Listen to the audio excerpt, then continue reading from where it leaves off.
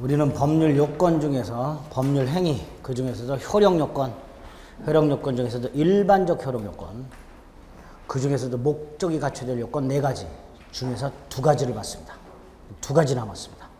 목적의 적법성.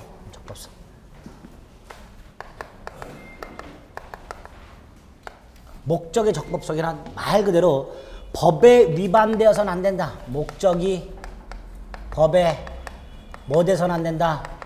위반해서는 안 된다. 목적이 법에 위반하게 되면 그 목적은 무효다. 그 법률은 무효다. 이렇게 되는 거예요. 당연히 국가가 만들어 놓은 법에 위반돼서는 안 되겠죠. 다만 국가가 만들어 놓은 이 법이 2개가 있다. 강행규정과 임의규정 2가지가 있다. 강행규정 또는 강행법규, 임의규정 또는 임의법규라고 부르는데 2가지가 있다. 이때 위반 시 강행법규 위반하면 무효가 되지만 임의법규 위반하면 유효다. 임의법규는 안 지켜도 된다. 그래서 이 목적의 적법성이라고 할 때 이 법은 뭐만을 의미한다? 강행법규만을 의미한다. 이렇게 되겠죠. 그 다음에 이 임의규정에 해당되는 거 하나 외우시자 그랬어요. 뭐? 임차인의 비용상환 청구권.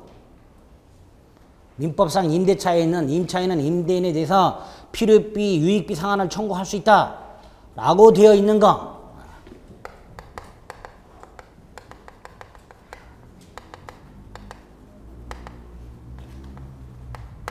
임의규정이다. 그래서 임차인이 비용상환 청구권을 포기하기로 하는 특약. 다시 말해서 비용상환 청구 규정을 위반한 특약. 무효가 아니라 유효. 그거 기억하셔야 돼요. 2번째로 강행규정이 또다시 효력규정과 단속규정으로 나뉜다 그랬어요. 이것도 위반했을 때 차이가 나타난다 그랬어요. 효력규정을 위반하면 그냥 무효지만 단속규정을 위반했다 유효하되 뭐 할 수 있다? 처벌된다 그랬어요. 처벌이 된다는 의미에서 강행규정이에요. 다만 이 단속규정은 행정목적 달성을 위해서 마련된 규정이기 때문에 굳이 그 행위 자체를 무효로 할 필요는 없다 해서 단속규정이라는 개념이 나온다 그랬어요. 그래서 강행규정을 위반한 행위가 언제나 무효가 되는 것은 아니다. 그런 것들 조심해 달라고 그랬습니다. 강행규정의 위반 행위가 언제나 무효가 되는 것은 아니다. 이때요. 단속규정에 해당되는 거 뭐가 있었죠? 중간생략 등기 금지.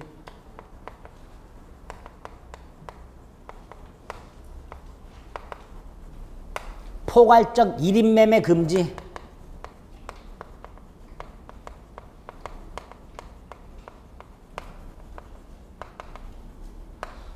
주택법상 조합원 지위에 관한 규정, 조합원 자격 규정. 이런 것들은 뭐에 해당한다? 단속 규정에 해당된다.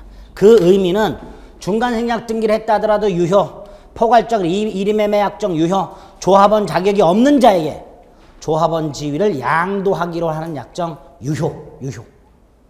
이런 것들은 단속 규정을 골라라 이렇게 촌스럽게 안 나와요. 다음 중 무효가 아닌 것은 이렇게.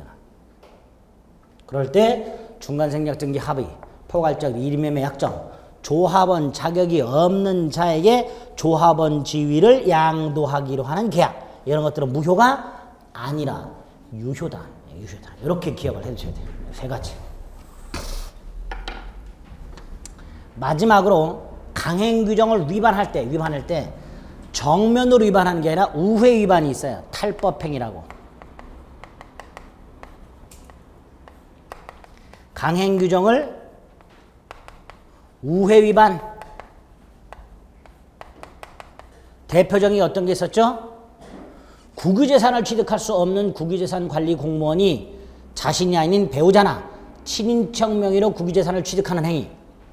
요거 강행규정을 정면으로 위반한 게 아니라 우회 위반이라고 했습니다. 이렇게 강행규정을 우회 위반한 탈법행위도 뭐가 되는 게 원칙이다? 무효가 되는 게 원칙이다. 이게 원칙이다. 단 탈법행위 중에서 동산양도담보라고 있어요. 자, 동산양도담보 나오면 뭘 기억하자 그랬죠, 제가? 돼지 100마리. 요거 민법상 질권에 관련된 강행규정을 우회 위반하는 수단이에요. 그럼에도 불구하고 우리 판례는 유효로 보고 있습니다. 탈법행위가 언제나 무효가 되는 것은 아니다.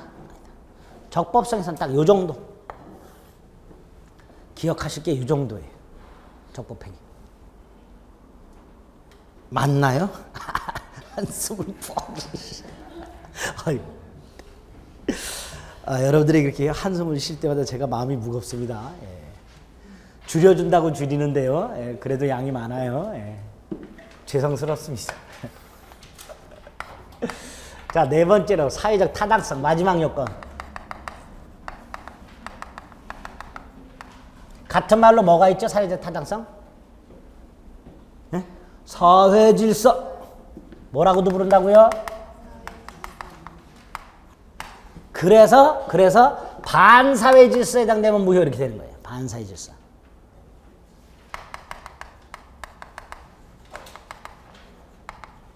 그리고 이 반사회 질서 행위의 일종이긴 하지만 따로 조문을 만들어 놓은 게 있어요. 뭐? 불공정한 법률행위. 그래서 사회적 타당성 관련해서 이렇게 조문을 딱 만들어 놨어요. 반사회 질서 행위하고 불공정한 법률행위. 사회 질서에 반하는 행위는 무효가 된다. 103조 법률행위의 목적이 그 내용이 선량한 풍속 기타 사회 질서에 위반하는 사항을 내용으로 하는 경우에는 무효로 한다. 반사회 질서 행위. 자, 먼저 103조 반사회 질서 행위를 만든 취지. 국가가 국민들로 하여금 금지하고자 하는 행위를 전부 다 법으로 강요할 수는 없기 때문에 일반 규정으로 만들어 놓은 게 반사회 질서 행위다. 일반 규정. 그래서 법률의 목적이 적법하다 하더라도 사회 질서에 반하면 그 법률에는 무효로 하겠다. 예컨대 도박자금 대여계약, 부첩계약 같은 것들은 그걸 금지하는 규정이 없기 때문에 도박자금을 빌려주기로 한다. 밀수자금을 빌려주기로 한다. 부첩계약을 맺었다. 살인 청부계약을 했다. 이런 것들은 강행규정에 위반한 행위는 아니에요. 그러나 강행규정에 위반하지 않았다 해서 그걸 유효로 할 수는 없습니다. 그래서 일반 규정으로 등장하게 된 게 반사회 질서행위입니다. 한 세 가지를 조심하셔야 된다 그랬어요. 첫째가 반사회 질서 행위에 포함되는 것. 어떤 것들을 반사회 질서 행위라고 하는가? 우리 대법원에 의하면 여러분들이 앞으로 판례를 쭉 보시겠지만 뭐 지금까지도 봐오셨겠지만 이러이러한 행위는 반사회 질서 행위다. 이러이러한 행위는 반사회 질서 행위가 아니다 그랬었죠. 이때 반사회 질서 행위다 한 것들이 또 굉장히 많고 반사회 질서 행위가 아니다 한 것도 굉장히 많은데 반사회 질서 행위에 해당되는 것들, 반사회 질서에 해당되는 것들, 뭐 도박자금을 빌려준다, 부첩계약을 한다, 살인 청부계약을 했다, 뇌물을 주고 뭐 부정한 청탁을 했다, 허위 증언을 하면 대가를 주기로 했다 등등 반사회 질서 행위에 해당되는 것들이 굉장히 많은데 이게 크게 세 가지로 묶여진다. 법률행위 자체가 반사회 질서적인 게 하나가 있고 법률행위 자체는 반사회 질서적이 아니야. 법률행위는 증여계약을 했어요. 그런데 반사회 질서적인 조건 따위가 결부가 됨으로써 전체적으로 반사회 질서가 되는 경우. 요건 부관 가서도 나와요. 불법 조건이 붙어있는 법률행위는 조건만 무효가 되는 게 아니라 법률행위 전체가 무효가 된다.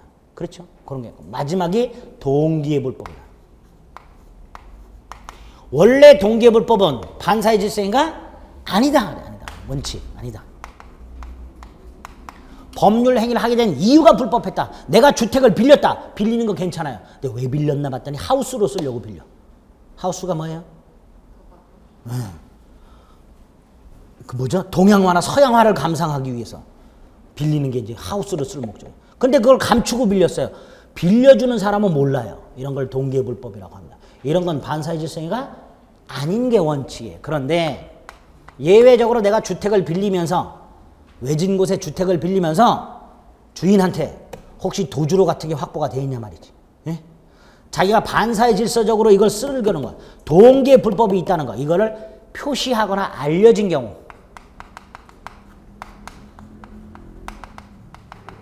이거는 예외적으로 반사회 질서 행위가 된다. 그래서 반사회 질서 행위가 되는 거 유형 3개. 법률행위 목적 자체가 반사회 질서적인 경우. 살인 청부계약.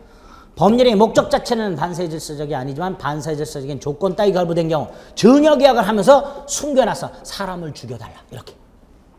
세 번째로 도박 장소로 쓸 목적으로 주택을 빌리면서 도박 장소로 쓸 거라는 걸 표시하거나 알려줬어. 이렇게 표시되거나 알려진 동기가 불법한 이 경우도 반사회 질서가 된다.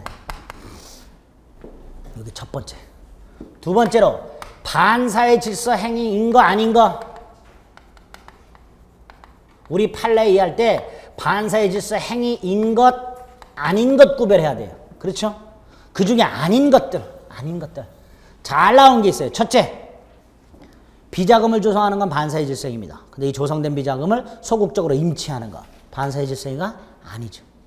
전통사찰 주직을 돈을 주고 사는 거 반사의 질서이에요. 그런데 그 사람을 주지로 임명하는 거 반사의 질서이 아니다. 강제집행을 면할 목적으로 허위의 저당권 따위를 설정하는 행위, 이거 허위 표시로 무효가 될 뿐 반사의 질서가 되는 것은 아니다. 각종 세금 회피 목적, 양도세 회피 목적으로 중간생략등기 합의 또는 양도세 회피 목적으로 증여하면서 양도하면서 증여계약을 했다, 이렇게 각종 세금 회피 목적, 다운계약서 작성행위, 이런 거 반사의 질서행위 아니다. 법률행위 성립 과정에 강박이라는 방법, 불법적 방법이 사용됐다. 국가로부터 협박을 당해서 재산을 강제로 뺏겼다. 국가의 위헌적 공권력 행사로 국민의 재산권이라는 기본권이 침해됐다. 즉 강박을 당하여 법률행위를 했다. 강박을 이유로 취소할 수 있을지언정 반사의 질서가 되는 것은 아니다. 잘 나오는 것들이 몇 개 있어요. 그렇죠? 그거 기억하셔야 돼요. 그래서 우리 교재를 보게 되면 221페이지에 보면 반사회적 법률행위라고 해서 판단 기준이 있고 그 중에 셋째 동기부불법이 하나 있고요. 그 다음에 103조 위반되지 않는 것들이 있어요. 법률행위 성립 과정에 강박이 개입돼 있다. 강제집행을 면할 목적으로 허위 저당권 따위를 설정하는 것. 부동산 명의신탁은 강행법규 위반이지 반사의 질서가 아니에요. 도박자금을 갚기 위해서 도박 채권자에게 부동산 매각 대리권을 주는 행위, 반사의 질서가 아니죠. 그 도박 채권자가 대리권을 수여받아서 매각하는 행위, 이건 반사의 질서가 아니다. 다운계약서, 양도세 회피, 이런 것들은 다 반사의 질서가 아니다. 아닌 것들 외워주면, 아닌 것들. 그렇죠? 반사의 질서 행위와 아닌 것들 구별하면 되는데 아닌 것들만 머릿속에 넣어두시면 됩니다. 됐죠? 요게 두 번째로 기억하실 것들이에요. 구별해서 딱 머릿속에 넣으세요. 다 외울 필요 없습니다. 아닌 것만 외웁니다. 반사의 질서. 특히 아닌 것 중에서 두 개. 강박이 개입되어 있는 거. 또 하나가 강제집행을 면할 목적으로 허위의 무슨 권 설정 행위, 이거. 이 두 개는 반사의 질서가 아니라는 걸 반드시 머릿속에 기억하셔야 돼요. 너무나 많이 나옵니다. 너무나.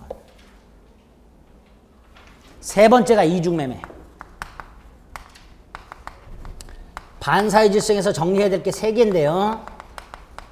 마지막 이중매매예요. 이중매매 우리 교재 보면 224페이지 딱 나와 있습니다. 자, 먼저 이중매매. 갑이 을에게 부동산을 매각을 한 상태에서 등기를 넘겨주지 않고 있다. 등기를 넘겨주지 않으니까 소유자는 여전히 누구다? 갑이다. 이때 갑이 조금 더 비싸게 주겠다는 병이 나타나서 병한테 팔았다. 그리고 병한테 등기를 넘겨줬다. 원칙적으로 병이 소유권을 취득한다. 부동산을, 하나의 부동산을 2인 이상에게 매각하는 행위를 이중매매라고 하는데 원칙적으로 각 매매계약은 유효하고 각 매수인의 이전등기 청구권은 유효합니다. 이때 그 이전등기 청구권은 채권에 불과하니까 누가 먼저 계약을 했는지, 누가 먼저 돈을 많이 주기로 했는지 상관없이 평등하기 때문에 먼저 등기를 넘겨받은 자가 소유권을 취득하는 게 원칙이다. 이때 제1매수인은 제2매수인에게 찍소리 못한다. 대항하지 못한다. 그래서 제1매수인은 제2매수인에게 무슨 책임만을 추궁할 수 있을 뿐이다. 채무, 불이행 책임. 그 중에서도 뭐? 아까 봤던 이, 행, 불, 능. 그래서 제1매수인은 매도인을 상대로 계약을 해제하고 계약금 따위 준 게 있다면 돌려달라고 요구하고 뭐도 할 수 있다. 손해배상 청구하고 세 가지. 여기에 추가하여 뭐도 행사할 수 있다 그래요. 대상 청구권. 뭐도 행사할 수 있다. 우리 갑에게 대금을 주면서 부동산 넘겨달라. 못 넘겨주죠. 그러면 대신 병한테 받은 돈 내놔. 이 대상 청구권. 그래서 채무 물이행을 이유로 하는 계약 해제, 손해배상 청구 외에 대상 청구권을 부정할 이유는 없다가 우리 판례예요. 이것도 가능하다. 이게 원칙이다. 이게 원칙이다. 두 번째, 예외적으로 제2매매가 반사회 질서에 해당돼서 무효가 되는 경우가 있더라. 그때 요건 두 가지 필요하죠. 매도인의 뭐하고 배임행위하고 제2매수인의 뭐가 필요하다? 적극가담행위. 먼저 매도인의 배임행위란 매도인이 제1매수인으로부터 계약금만 받은 상태에서 팔아먹은 건 배임행위가 아니더나 중도금의 일부라도 받은 상태에서 팔아먹어야 배임행위가 된다. 두 번째, 거기에 적극가담한다는 건 세 가지를 개념 요소로 한다. 제2매수인이 제1매매 사실을 알면서, 알고 있어야 돼 일단. 근데 아는 것만으로는 부족해. 알면서도 적극적으로 매도를 요청, 권유하고 계약 체결까지 가야 적극가담 행위가 완성이 된다. 따라서 단순히 알면서 샀다. 이것만으로는 적극가담이 아니다. 이렇게 얘기하죠. 적극가담 요건이 있어. 이렇게 매도인의 배임 행위와 제2매수인의 적극가담 행위가 있다면 제2매매계약이 터져봐 등기를 넘겨줬다 하더라도 이 등기가 무효가 되고, 따라서 원칙과는 달리 제2매수인은 뭐를 취득할 수 없다? 소유권을 취득할 수 없다.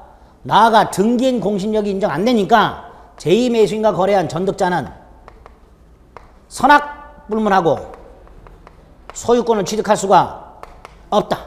전득자는 선악불문하고. 그럼 전득자는 억울하다. 억울해도 할 수 없다. 소유권은 취득하지 못하고 병에 대해서 뭘 추궁할 수 있다? 담보책임.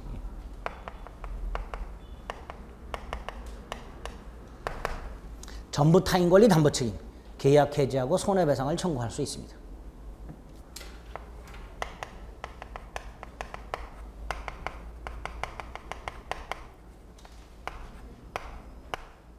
소유권은 취득하지 못하고 전득자는. 두 번째로 제1매수인 얘는 이것도 할 수 있다. 얘는 뭐도 할 수 있다고요? 이걸 할 수도 있다. 이 부동산에 대해서 소유권을 취득하기 싫다. 그러면 매도인을 상대로 채무불이행 책임을 추가하거나 대상청권을 행사할 수도 있다. 두 번째, 소유권을 취득하려면 이 등기를 말소해야 되는데 직접 말소를 청구할 수는 없다.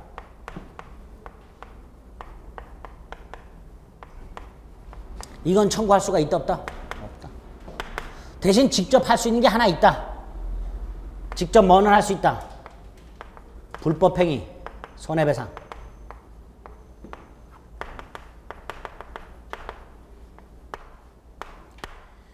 이미 자신한테 매각이 된 부동산에 대해서 적극가담해서 사는 행위, 이게 불법행위가 된다. 그래서 제1매수인은 제2매수인에 대해서 직접 불법행위 손해배상을 청구할 수 있다.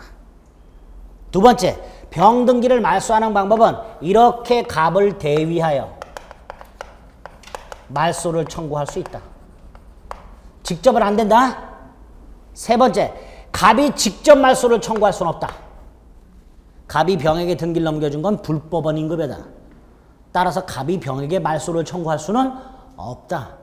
없고 병등기를 말소하는 방법은 딱 하나, 을이 갑을 대위하여 말소를 청구할 수 있을 뿐이다. 그렇죠? 마지막으로 얘가 제2매매계약을 채권자 취소권 행사해서 취소할 수는 없다. 제2매매계약을 채권자 취소권 행사해서 취소할 수는 없다. 이런 것들이 이중매매에서 기억하시대요. 이게 확대가 된다. 우리 판례 할 때. 어떻게? 취득시효가 완성됐는데 팔아먹었다. 그 불법행위에 적극가담했다. 반사의 질서행위로 무효가 된다. 명의신탁을 해놨는데 팔아먹었다. 그걸 적극가담했다. 반사의 질서행위가 된다. 제1매매계약인데 적극가담해서 저당권을 설정했다. 이것도 반사의 질서행위가 된다. 따라서 제1행위가 매매가 아닌 경우, 제2행위가 매매가 아닌 경우에도 이중매매론이 확대 적용된다. 심지어 이런 경우가 있었어요. 팔아먹은 걸 얘가 취득하고 싶어.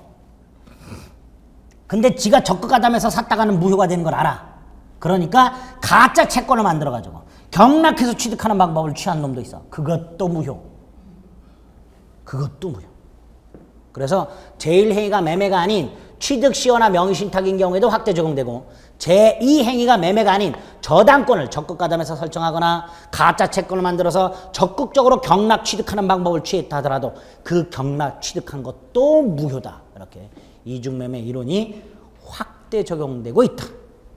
제1행위가 매매가 아닌 경우에도 제2행위가 매매가 아닌 경우에도 확대 적용되고 있다. 그렇게 그런 내용들이 224부터 225까지 쭉 나와 있고 특히 225페이지 맨 밑에 보면 이중매매 법리의 유추 적용이라고 해서 확대 적용하는 것까지 나와 있습니다. 됐죠? 자, 이제 마지막으로 222페이지로 돌아가면 반사회적 법률의 효과라고 해서 기본이 하나 나옵니다.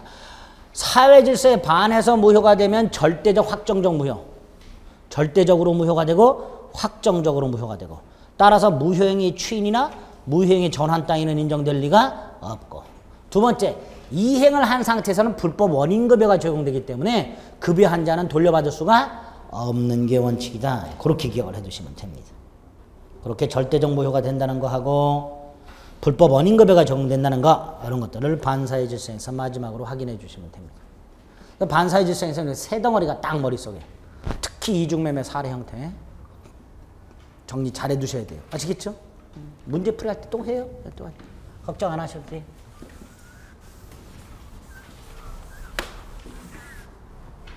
한 50% 정도는 들리시죠? 네? 네, 성공한 거예요. 그러면. 그럼 된 거예요. 제가 요번 수만 들어서 말도 찬찬히 하죠? 네? 착하죠, 아주? 착해졌어요. 정리할 때는 찬찬히 해요. 제가 원래 착해요. 착한데. 104조 불공정한 법률행위. 의의는 뭐였죠? 폭리행위. 두 번째로 성질은 뭐였죠? 반사회 질서행위 일종. 따라서 104조는 103조의 예시규정이다. 불공정한 법률행위에 해당이 되면 반사회 질서행위에도 해당된다. 당사자는 둘 중에 하나 선택적으로 주장할 수 있다. 세 번째, 불공정한 법률행위가 아니라 하더라도 반사회 질서행위로 무효가 될 수도 있다. 그 가장 기본이 되는 것 같아요. 성질. 세 번째로, 불공정한 법률행위가 성립하기 위한 요건. 일단 객관적 요건이 급부와 반대급부의 현저한 불균형. 이게 필요하죠. 주고받은 것을 현저하게 균형을 이뤄야 돼요. 이거 불균형 여부 첫째, 언제를 기준으로? 행위 당시를 기준으로 판단. 값어치는 뭘 가지고? 객관적 가치. 이때 시가와의 배율이나 시가와의 배액 이거 갖고 판단해서는 안 된다. 시가와의 배율 따위로 판단할 수 있는 것은 아니고 똑같은 두 배라 하더라도 느낌이 다른 경우가 분명히 있다 그랬어요 제가. 그래서 시가와의 배율 따위로 일률적으로 판단할 수 있는 것이 아니고 행위 당시 객관적 가치를 가지고 판단한다. 그게 현저한 불균형에서 기억나셔야 됩니다. 두 번째로 주관적 요건으로 피해자는 궁박하거나 경솔하거나 무경험하거나 먼저 셋 중에 하나만 있으면 된다. 세 가지를 다 갖췄다. 뭐라 그랬죠 제가? 퍼펙트한 피해자라 그랬어요. 그렇죠? 근데 그 퍼펙트 할 필요가 없다 그랬어요. 셋 중에 하나만 있으면 된다. 궁박, 경솔 또는 무경험. 두 번째로 궁박은 정신적, 심리적 궁박을 포함한다. 경제적 궁박만을 말하는 것이 아니다.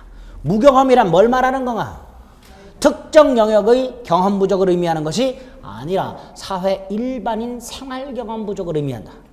객관적 경험 부족을 의미한다. 그랬죠? 마지막으로 대리인에 의해서 불공정한 법률이 이루어졌을 때는 궁박은 본인 기준, 경솔 무경험은 대리인 기준. 궁본 경무대, 궁본 경무대 매우 잘했어요. 궁박은 본인 기준, 경솔 무경험은 대리인 기준. 세 번째로 폭리자의 대가리 속에 뭐가 들어있어야 돼요? 폭리의사. 이 폭리의사의 뜻이 뭐였어요? 피해자가 궁박, 경솔 또는 무경험하다는 것을 아는 것만으로는 부족하고 이걸 알면서도 이용하려는 의사. 벼룩이한테 간이 있다는 걸 나 다 안다 그랬어요. 그것만 갖고는 안 된다. 그 간을 빼먹으려는 생각. 이게 있어야 된다 그랬어요.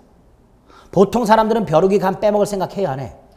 안 해. 그건 폭리의사가 아니야. 근데 어떤 놈은 그걸 요거라도 빼먹어야지 이런 생각을 하는 놈도 있어요. 요게 폭리사랬어요.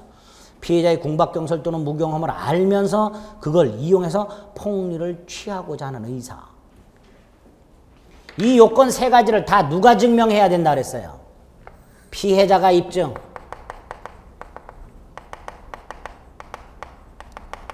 따라서 추정된다 안 된다? 안 된다 그랬어요. 추정이 되면 증명이 필요 없다 그랬잖아요. 그래서 표현이 이렇게 나온다 그랬어요. 급부와 반대급부가 현저하게 균형을 잃었다 하더라도 피해자의 궁박경설 또는 무경험이나 폭리자의 폭리의사가 추정되지는 않는다 그랬습니다. 그 의미는 급부와 반대급부의 현저한 불균형을 증명했다 하더라도 피해자는 별도로 궁박경설 무경험이나 폭리의사를 증명해야 한다. 이런 뜻이라고 그랬습니다. 입증.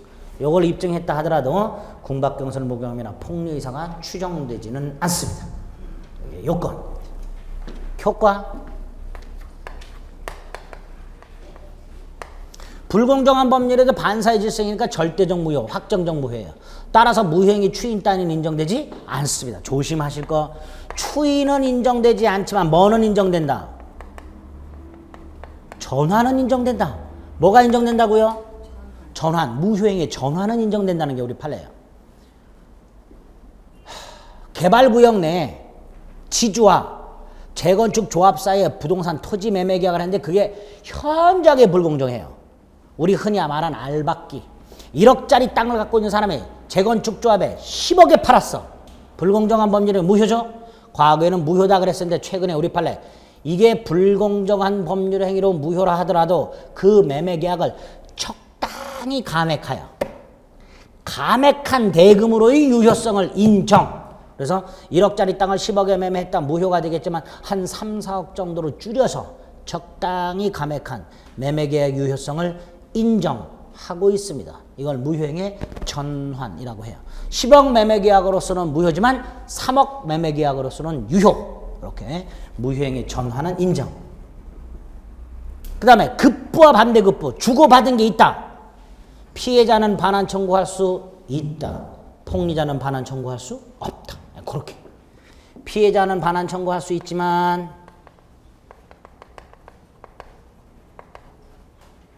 누구는 반환 청구 못한다. 폭리자는 반환 청구 못한다. 딱 이렇게. 피해자는 반환 청구할 수 있다. 폭리자는 반환 청구하지 못한다. 이렇게 효과를 딱 말했어. 그리고 꼭 기억하실 게 뭐가 있어요? 적용. 일단 주고받은 게 있어야 되죠. 그래야 현저한 불균형을 판단하잖아요. 그러니까 주기만 할 뿐 받은 게 없어. 이걸 뭐라 그러죠? 기부, 증여. 와 같은 무슨 행위? 무상행위. 여기에는 불공정한 법률이 적용될 여지가 없다. 두 번째 경매. 여기에도 불공정한 법률이 적용될 여지가 없다. 경매에도. 아까 경매는 반사의 질서행위가 되는 경우는 있었어요. 경매는 뭐가 되는 경우는 있었다고요? 반사의 질서행위 되는 거. 아까 뭐가 있었죠? 네? 경매가 반사의 질서행위가 되는 게 뭐가 있었죠? 네, 그게 있었어요. 그렇죠? 그게 있었어. 아까 이거 이중매매 확대. 네? 요 놈이 가짜 채권을 만들어서 경매를 통해서 경락 취득하는 방법. 반사의 질서행위로 무효가 되는 게 있었어요. 경매는. 그러나 불공정한 법률이 되는 경우는 없습니다. 경매는 불공정한 법률에 적용되지 않습니다. 반면에 이러한 불공정한 법률행위는 계약에서만 적용되는 것은 아니고 계약에 당연히 적용이 되고 채권 포기, 채무 면제, 채권자가 궁박한 상태에서 채권을 포기한 사건이 있었어요. 채권자가 궁박한 상태에서 채권을 포기했다. 이거 불공정한 법률행위가 된다. 계약에서만 적용되는 것은 아니다. 이렇게 기억을 하시고 계약 관련해서 하나 더 추가.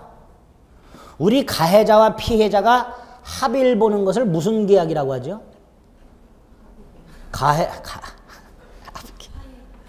화해계약이라고 하죠. 이 화해계약에도 불공정한 법률이 성립하는가? 된다. 피해자가 가해자로부터 받을 수 있는 손해배상 중에서 최소한도의 금액만을 받고 아주 궁박한 상태에서 합의를 봐준 사건이 있었어요. 우리 판례 불공정한 범죄에 해당한다. 원래 정상적으로 궁박하지 않은 상태에서 정상적으로 교섭을 했다면 손해배상을 1억을 받을 수 있었는데 남편이 사망하고 5일밖에 되지 않은 황망한 상태에서 받을 수 있는 금액의 10분의 1만 받고 합의를 해준 사건이 있었어요. 우리 판례 불공정한 범죄가 된다. 예? 화해도 계약이니까 불공정한 범죄가 성립할 수 있다. 이렇게 불공정한 범죄의 특히 요건, 적용과 관련된 것들 이런 것들을 머릿속에 딱 넣어두시면 되겠습니다. 됐지요? 됐다고 해주세요. 네, 그 정도입니다. 그래서 우리 교재를 보게 되면 224페이지 실전 문제가 하나 있어요. 불공정한 범죄에 관한 설명으로 틀린 것은 이라고 되어 있는데요. 무경험이란 거래 일반 경험 부족을 말하는 것이 아니라 특정 영역에서의 경험 부족을 말한다. 벌써 틀렸죠? 네? 뭐예요 이거 문제가? 네. 답을 골라가 주세요라고 여러분들을 유혹하고 있지요. 네. 2번 궁박경설 무경험 가운데 어느 하나가 필요하다. 그렇지요? 현장의 공정을 잃었다 하더라도 궁박경설 무경험이 추정되지는 않는다. 소송을 제기하지 않기로 하는 합의도 좀 전에 뭐라 했어요? 화해계약 말하는 거죠? 화해계약을 조금 어렵게 얘기하면 부재소 합의 이렇게 되는 거예요. 화해계약을 아주 제일 쉽게 얘기하면 합의를 말하죠. 합의할 때 어떻게 합의해요? 얼마 손해배상을 받고 일체 민형사 책임을 묻지 않기로 한다. 그쵸? 합의가 화해계약이 되고 조금 고급지게 말하면 뭐가 되는 거예요? 부재소 합의. 소송을 제기하지 않기로 하는 합의 이렇게 되는 거예요. 이것도 뭐가 될 수 있다? 불공정한 법률행위가 될 수 있다. 이렇게 되는 거예요. 5번 불공정한 법률행위를 만든 이유 약자의 지위에서 폭리행위를 규제하려는 데 목적이 있다.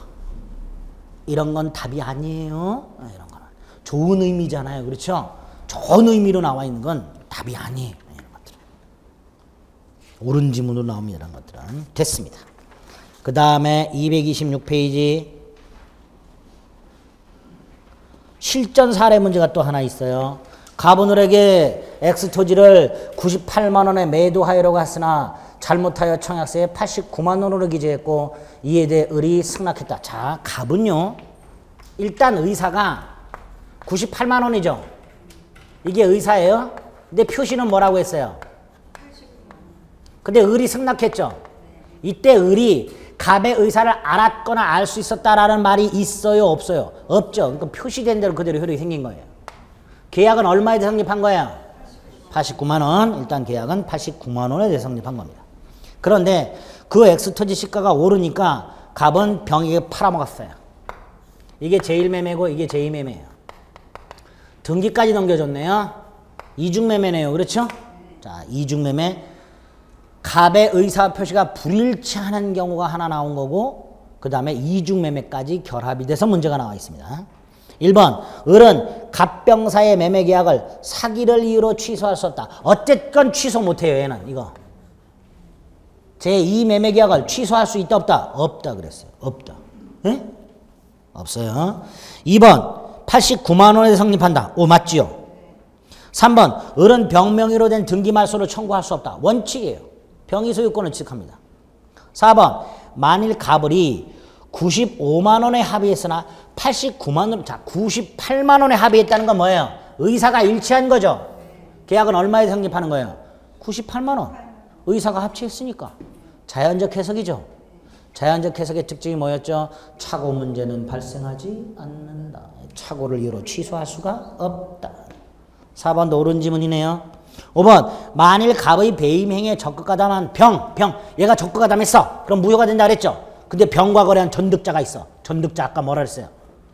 어딨지? 전득자? 예, 선악불문하고 소유권을 취득할 수가 없다. 얘가 선이라 하더라도 요 제2매매가 유효라고 주장할 수는 없다. 예? 그렇게도 나오는 거예요. 갑병사의 계약의 유효를 주장할 수는 없다. 정은. 선의가 됐든 악의가 됐든 정은 소유권을 취득하지 못하니까 갑병 매매가 유효라고 주장할 수가 없다. 5번이 답이 되죠. 그렇죠? 이렇게 푸실 수 있어요. 자, 여기까지가 불공정한 법률행위까지가 목적 요건이 됩니다. 어렵지 않죠? 그렇다고 해주세요. 자, 이제 법률행위 해석으로 가봅니다.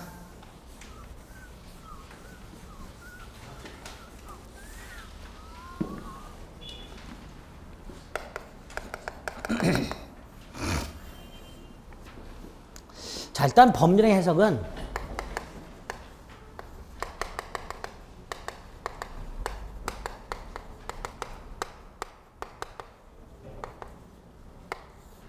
요거는 제가 지금까지 말씀 안 드렸어요. 법률행위 해석의 성질, 의, 방법, 기준까지는 말씀을 드렸었습니다. 먼저 법률행위 해석이란 법률행위의 목적이 무엇인지를 확정하는 것, 그게 법률행위 해석이었어요.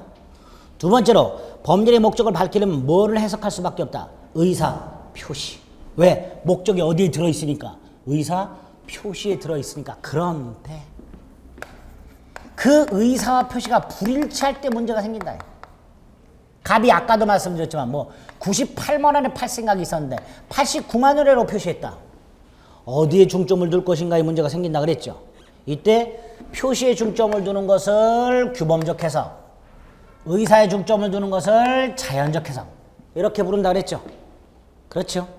자, 원칙이 뭐였습니까? 규범적 해석을 원칙으로 한다 그랬어요. 그래서 우리 판례 할 때 법률행위 해석이란 표시행위에 나타난 객관적 의미를 밝히는 것이다.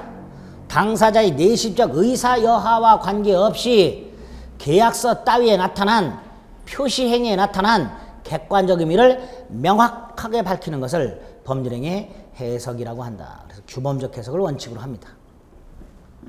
단 예외적으로 무슨 해석하는 경우가 있더라? 자연적 해석하는 경우가 있더라. 세 가지. 상대방이 없는 의사표시 경우 자연적 해석할 수밖에 없죠. 규범적 해석이란 상대방 입장에서 하는 건데, 상대방이 없는 의사표시는 상대방이 아예 처음부터 존재하지 않으니까 규범적 해석을 할 수가 없게 됩니다. 또 하나, 상대방이 표의자의 진위를 알았거나 알 수 있었던 경우 107조 1항 단서. 그래서 107조 1항 단서의 경우에는 표시된 대로 유효가 아니라 무효. 이렇게 무효. 의사에 중점을 두고 상대방이 표의자의 진위 아님을 알았거나 알 수 있었을 경우. 그 다음에 좀 전에 봤던 거, 우리 아까 문제에서 봤던 거, 합의했다는 거, 갑과 을이 98만 원에 의사가 합치한 거. 요 의사 합치와 관련해서 뭐가 하나 나와요? 오표시 무해. 오표시 무해의 원칙이 하나 나옵니다. 요 오표시 무해의 원칙과 관련된 판례. A, B가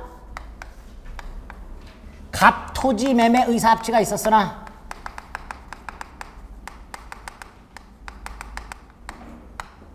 집원을 착오하여 계약서에 을, 토지로 표시, 그리고 을, 토지에 대해서 등기가 이전. 자, 우리 판례. 당사자 간에 갑, 토지, 매매, 의사 합치가 있으므로 갑, 토지, 매매 성립. 단 아직 B는 갑, 토지 소유권을 취득하지 못했다. 왜? 등기를 넘겨받지 못했으니까. 예? 이때 B가 저 갑, 토지에 대해서 진정 명의 회복을 위한 이전 등기 청구할 수 있다 없다? 다시 한번요. B가 A에게 갑, 토지 진정 명의 회복을 위한 이전 등기 청구할 수 있다 없다? 없다. 왜? B는 아직 소유자가 아니다. 그냥 매수인으로서 이전 등기를 청구할 수 있을 뿐이다. 이때 A는 이 계약을 착오 취소할 수 있다 없다? 없다. 자연적 해석은 착오 문제가 생기지 않는다. 착오 취소. 두 번째, B 토지, 을 토지에 대한 등기 무효. 을 토지는 계약을 한 적이 없기 때문에 을 토지에 대한 등기는 무효. 얘한테 지금 등기가 넘어갔다 그랬죠? 무효. 그래서 A는 B를 상대로 을토지, 등기, 말소를 청구할 수 있다 없다? 있다. 그런데 이게 C에게 넘어갔다. C, 선, 악 묻지 않고 소유권을 취득할 수 없다. 등기인 공신력이 인정되지 않으니까. 그럼 C는 어떻게 해야 될까? 을에 대해서 뭘 추궁해야 될까? 담보 책임. 왜? B가 C에게 이 을토지를 팔아먹을 때 B 소유가 아니었으니까 전부 타인 권리. 그래서 담보 책임 추궁하게 된다.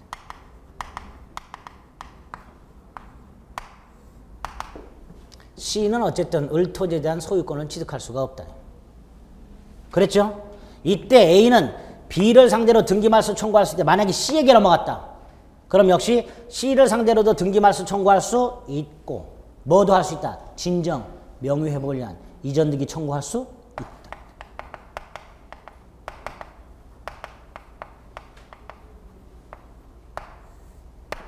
왜? 을토지는 현재 누가 소유자? A가 소유자. 그러니까 A는 B나 C를 상대로 등기말소를 청구할 수도 있고 최종 등기 명의인 C를 상대로 진정 명의 회복을 위한 이전 등기를 청구할 수도 있다. 을토지에 대해서. 이렇게 오표시 무효 원칙까지를 딱 머릿속에 넣어주죠. 자연적 해석. 세 번째로 의사도 없고 표시도 없을 때 무슨 해석할 수밖에 없다. 보충적 해석. 의사표시의 흠결, 법률행위 내용의 흠결이라고 얘기합니다. 이렇게 의사도 없고 표시도 없을 때는 보충적 해석인데 보충적 해석은 제3자 입장에서 뭘 해석하는 거다? 가상적 의사. 가상적, 가정적 의사를 해석하는 거다. 이때 보충되는 의사는 당사자의 실제 의사. 실제 의사다 아니다? 아니다. 주관적 의사? 아니다. 예를 들어서 계약을 했는데요. 당사자가 계약 당시에 깜빡하고 뭘 빼먹었어요. 가끔 그런 거 있죠? 계약을 할 때 깜빡하고 빼먹는 거 있잖아요. 없어요? 있지. 둘 다 빼먹었어. 나중에 이걸 보충해야 될 거 아니에요. 뭘로 보충해요? 보충적 해석을 통해서. 깜빡하고 빼먹었으니까. 그럴 때 보충되는 의사는 제3자가 추측한 거죠. 따라서 당사자의 실제 의사나 주관적 의사가 아니라 가상적, 가정적 의사. 표시 행위로부터 추단되는 객관적 의사. 이렇게 표시 행위로부터 추단되는 객관적 의사. 그걸 가상적 의사라고 합니다. 예? 그래서 실제 의사나 주관적 의사가 아니라는 거 이렇게 보충적 해석을 법률행위에서 방법이라고 해요. 기준은 다른 건 다 필요 없죠. 목사 임신 기억하시면 되죠. 범죄의 목적을 밝히고 이게 불분명하면 사실인 간섭으로 보충하고 이것도 없으면 임의 규정으로 보충하고 이것도 없으면 신의 성실의 원칙에 터잡아서 해석하라. 법률행위에서의 기준. 마지막으로 성질이 나오는데 이건 뭐냐면요. 우리 왜 이런 거 기억나시죠? 당사자가 합의 당시에 예상하지 못했던 불특의 후유장애가 생겼을 때 보충적 해석을 통해서 추가적으로 손해배상 청구할 수 있다. 그렇게 판례는 봤어요. 그런데 1심 법원과 2심 법원이 합의서를 근거로 피해자를 패소시켰다면 1, 2심 법원이 법률행위 해석을 잘못한 거죠. 그렇잖아요. 판사도 사람인지라 법률행위 해석을 잘못하는 경우가 생겨요. 문제는 3심, 이게 대법원인데요. 다른 말로 상고심, 법률심이라고 해요. 우리 재판하는 과정을 자세히 들여다보면 크게 두 단계가 있어요. 우리 미국 영화 같은 거 보면 배심제도라는 게 있죠. 그 배심제도에서 배심원들이 뭘 판단해요? 유무죄. 그리고 배심원들이 유죄를 판단하고 나면 그때 법관이 형량을 정하게 됩니다. 유무죄를 판단한다는 게 뭐예요? 이 사람이 진짜 사람을 죽였나 안 죽였나 그거 판단하는 거예요. 그렇죠? 실제로 무슨 일이 있었는가를 판단하는 거예요. 그 다음에 사람을 죽였다라고 판단하게 되면 법을 적용해서 형량을 정하겠죠. 이건 법관 몫이에요. 법을 해석해야 되니까. 그래서 항상 보면 다툼을 해결할 때 보면 제일 먼저 여러분들도 애들 둘이 싸우고 있으면 제일 먼저 일단 뜯어 말린 상태에서 니네 왜 싸우냐부터 물어보죠. 왜 싸우냐를 물어보고 난 다음에 누구의 말이 옳은지를 판단해 줄 거 아니에요. 그런 단계, 제일 먼저 무슨 일이 벌어졌는가를 판단해야 돼. 그걸 사실 문제, 사실. 그걸 판단하는 걸 사실심이라고 그래요. 그리고 확정된 내용에다가 법을 적용하는 걸 법률심이라고 하는데 1, 2심은 이걸 다 해요. 그런데 대법원은 이걸 안 해요. 이것만 해요. 그래서 대법원은 변호사 강제주의가 적용됩니다. 일반인들은 대법원 갖고 한마디도 말을 못해요. 다 변호사가 말을 해야 돼. 왜? 대법원은 실제로 당사자 간에 매매가 있었냐 없었냐 이거 안 싸워요. 대법원에선 매매가 있었냐 없었냐 이거 갖고 안 다놓고 대법원은 실질적으로 1심 법원이나 2심 법원이 제대로 판결했는가를 판단하는 게 대법원이에요. 당사자들 사이에 무슨 일이 있었는가를 판단하는 게 아니에요. 대법원은. 그게 3심이에요. 결국 대법원까지 가려면 뭐에 해당이 돼야 돼요? 법률 문제에 해당이 돼야 돼요. 대법원 가려면 무슨 문제에 해당돼야 된다고요? 법률 문제. 그러면 법률에게 해석을 1, 2심 법원이 잘못했어. 좀 전에 말씀드린 대로 당사자가 합의를 받는데 불특의 후유장애가 생겼는데 1, 2심 법원이 피해자를 패소시켰어요. 그럼 1, 2심 법원이 해석을 잘못한 거죠. 이때 1, 2심 법원이 해석을 잘못했다는 걸 이유로 대법원까지 가려면 법률행위 해석이 사실 문제여야 돼요? 법률 문제여야 돼요? 에? 무슨 문제여야 대법원까지 갈 수 있어요? 그래서 우리 대법원 법률행위 해석이란 당사자 간의 목적이 무엇인지를 밝히는 것으로 끝나는 게 아니라 거기에다가 법을 적용해서 유무효까지 판단하는 법적 가치 판단의 문제. 따라서 1, 2심 법원이 법률행위 해석을 그르치면 대법원 심판 대상이 된다. 상고심, 법률심의 심판 대상이 된다. 이게 법률행위 해석의 성질의 문제입니다. 대충 이해됐으니까 외우면 되는 거예요. 법률행위 해석은 사실 문제가 아니라 무슨 문제라고요? 법률 문제라고요. 따라서 어디 심판 대상이 된다? 대법원의 심판 대상이 된다. 이렇게만 딱 법률행위 해석의 성질을 기억해 주시면 됩니다. 됐지요? 네, 여기까지가 법률행위 해석과 관련된 마지막 내용입니다. 우리 교재를 보면 뭐 당사자 결정 관련 판례가 있고요. 당사자 합의사항에 법원이 구속되는 거가 나와 있는데 좀 전에 말씀드렸지만 해석은 전적으로 어디서 해야 하는 거예요? 그러니까 당사자가 해석해 놓은 것에 법원이 구속될까요? 안 될까요? 구속될 리가? 당사자들 우리는 이렇게 해석했는데요. 그럼 법관은 개소리 하지 말아요. 법률행위 해석은 법원의 전속적 권한이다. 니들이 해석한 것에 나는 구속되지 않는다. 다르게 얼마든지 해석할 수 있다. 그래서 229페이지에 보면 5번에 양가로 1번 있죠? 네, 그 1번 정도 하나. 계약서에 계약 사항에 이의가 있으면 매도인 해석에 따른다라는 약관 조항이 있었어요. 우리 법원 개소리 하지 마라. 이거를 우리 법원이 구속될 리가 있냐? 해석은 법원의 전속적 권한이다. 그래서 당사자의 합의 사항에 대해서 대법원은 구속되지 않는다. 네, 그런 것까지 기억을 해주시면 되겠습니다. 됐지요?